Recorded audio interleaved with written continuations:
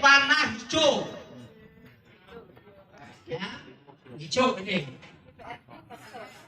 Dan warna biru provinsi, DPR provinsi. Apa kabar Bapak Saprudi? Sehat Pak Rito. Luar biasa sekali ini Pak.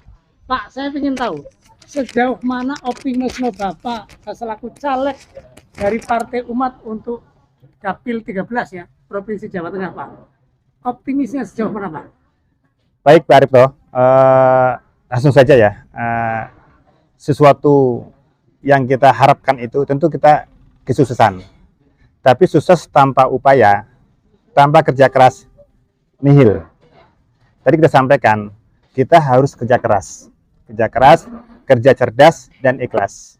Lah, berdasarkan upaya yang sudah kami lakukan, kami yakin dan optimis Partai Umat 2024 ini, khusus Dapil 10 dan 13 ini akan memenangkan. Minimal kita target 1 DPRI, 1 provinsi, dan masing-masing dapil di Kabupaten Pekalongan dan sebagainya, di 4 dapil ini 1 anggota dewan.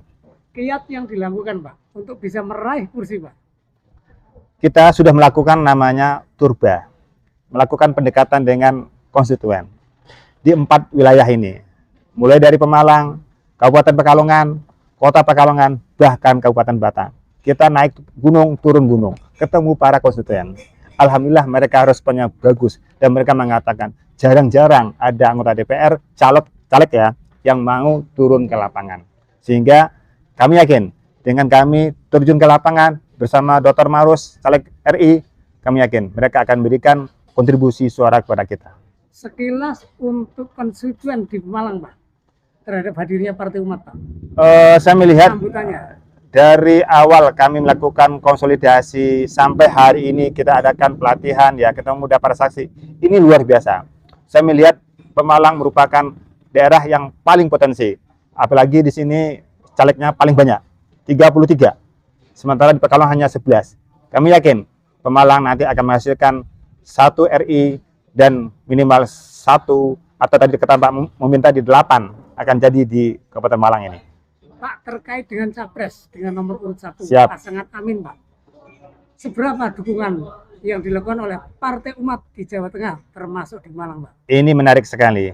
Partai Umat pada awal Februari 2023 sudah tegas mengatakan, mendeklarasikan bahwa capres 2024 kita mendukung Bapak Anies Rashid Baswedan. Itu deklarasi kita. Dan kami melihat dengan adanya koalisi 4 parpol ini, PKB, PKS, Umat, dan Nasdem, ini merupakan suatu kekuatan untuk mendulang massa pemilih. Mudah-mudahan dengan 4 koalisi ini, di mana sini akan terjadi kolaborasi antara massa dari Nahdien dan massa Muhammadiyah ini akan berkolaborasi. Kemudian ini menjadi suatu kekuatan sehingga nanti yang selama ini mungkin kita agak terpecahkan, tapi dengan Amin ini kita dipersatukan umat Perserikatan Muhammadiyah dan Nahdien. Pak, walaupun di Jawa Tengah ini katanya Basis. kantong-kantong basis dari capres yang lain, tapi apakah Bapak tetap Optimis. optimis untuk mendulang suara di Jawa Tengah Pak, khususnya capres nomor 1 Amin Pak? Kita tahu sekarang rakyat sudah cerdas, sudah pinter. Rakyat tidak mau lagi namanya dijanji-janjiin, dikasih janji-janji palsu. Maaf yang katanya 10 program yang akan dicanangkan. Coba lihat mana yang betul realisasi. Ya, ini rakyat sudah tahu mana pemimpin yang betul menepati janji, mana pemimpin yang punya track record. Saya yakin capres Amin, Anies Rashid Baswedan dan Muhaimin ini merupakan sosok figur capres dan cawapres dambaan masyarakat Jawa Tengah. Walaupun kita tahu ini daerah kantong-kantong, tapi saya yakin rakyat sudah cerdas, rakyat sudah tahu mana yang layak dipilih. Bapak yakin pasangan Amin ini akan bisa memajukan bangsa atau membawa perubahan besar untuk bangsa Indonesia? Secara nasional, saya yakin 100%. Bahkan saya yakin kalau pemilu, pilpres, pileg, dan ini bisa berjalan dengan luber, jurdil, Amin cukup 1 putaran.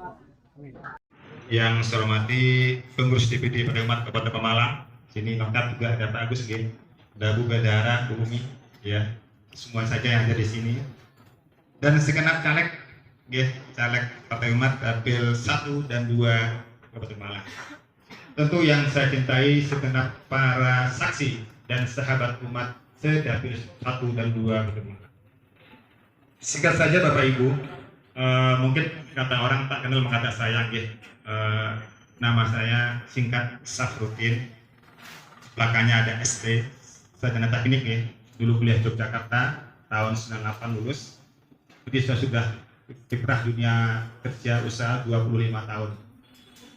Dulu saya sering belok-belok keliling ke daerah Pelakaran, Mandiraja, Pulau Sari, Bule, dan sebagainya. Apal daerah sana itu, tahun 2000. Terus daerah Pekalongan apalagi. Kemarin sama Pak Dokter ke Lebak Barang, Petong Priyono, Reban, terus Belado, kita keliling semua. Insya Allah daerah-daerah yang kita jelajahi itu dulu pernah kita jelajahi. Bapak Ibu yang saya hormati, usia saya masih muda Bu, baru 51 tahun. Anak saya 2, yang besar sudah kuliah, habis skripsi, habis selesai. Yang kedua baru masuk kuliah tahun ini. Saya punya putri 2, belum punya jalur. Berarti saya jalur sendiri. Bapak Ibu yang saya hormati, pada kesempatan yang baik ini merupakan rangkaian kita sama dokter, khususnya safari politik kita. Kenapa? Kita melakukan perjalanan dari suatu tempat ke tempat lain, khususnya Dapil 10 ini. Kalau nggak salah, mulai dari awal Desember sampai sekarang kita melakukan turba ke lapangan. Ini kita lakukan semata-mata untuk membangun chemistry antara kita selaku caleg dengan konstituen yang nanti akan memilih kita.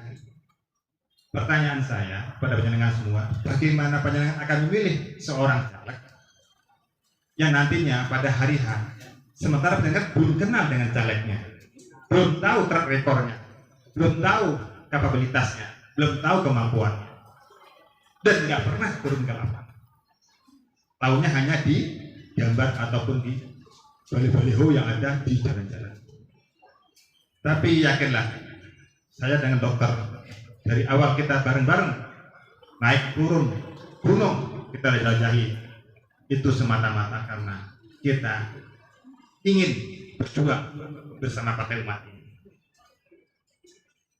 Insya Allah bermacam perjalanan kita lalui, hujan, panas, jalannya kecil, beli-beli mungkin tidak masalah, kita enjoy saja. Tapi alhamdulillah sampai sekarang kita masih sehat dokter ya. Bahkan saya kalah sama dokter. Stamina-nya betul. Beliau tadi ingat itu, saya umur 67 kata dokter, tapi semangat kalah sama yang muda. Betul Bapak Ibu.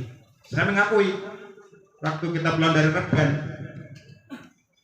saya sudah mulai drop stamina saya karena memang sudah 3 hari berturut kita non stop. Tapi beliau santai aja. Saya nggak tahu sampai saya bilang dokter maaf tolong AC dimatikan, minta tolong karena saya udah nggak kuat. Tapi alhamdulillah waktu itu saya selamat sampai rumah dan nggak apa-apa. Inilah betul beliau luar biasa, sehingga saya marry sama beliau. Kalau beliau aja yang segitu masih smart, kenapa saya nggak semangat? Inilah bukti perjalanan kita betul serius. Bapak Ibu yang saya hormati, pada kesempatan ini saya mengajak dengan satu kata, menjaga wajah.